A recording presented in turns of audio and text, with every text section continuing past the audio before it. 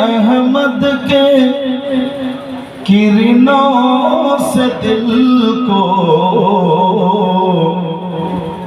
हम सदा जगमगाते रहेंगे। नूरे अहमद के किरणों से दिल को हम सदा जगमगाते रहेंगे। इस तरह अपने वीरान दिल को हम मदीना बनाते रहेंगे।